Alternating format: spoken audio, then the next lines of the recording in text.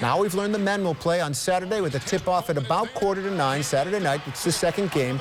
Ask almost anyone, and they'll say that seeing the Orange in the Final Four is really a dream come true, but it is unexpected. So events scheduled for Saturday night throughout Syracuse are scrambling to make sure those who attend the events can also see the game.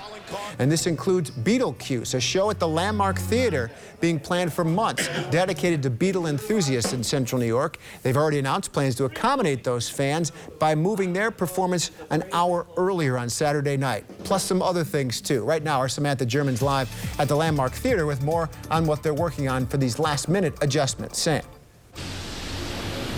Matt, in just a few days, two big events will be happening on the same day at the same time. Like you just said, Beatle will be playing here at the Landmark Theater on Saturday. The same time, the Final Four will be happening in Houston. So there might be a little bit of a problem with conflict and competition between the two.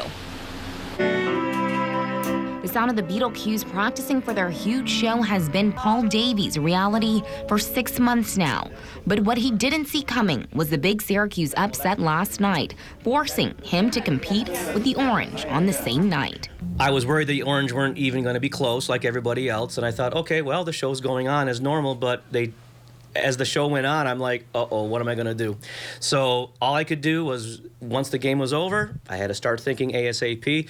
So he called the Landmark, and they both came up with the plan to accommodate the fans as much as possible, even moving the show up 1 hour earlier than before. We're also going to be showing free to the public starting at just before 9 p.m.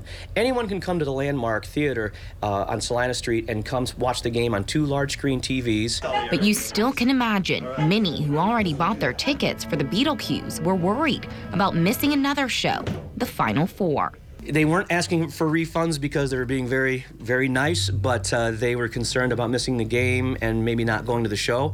So that must have happened about 50 or 60 times today between me and the Landmark. So in the spirit of the Beatles, they're avoiding having a hard day's night and will live and let die with the Orange.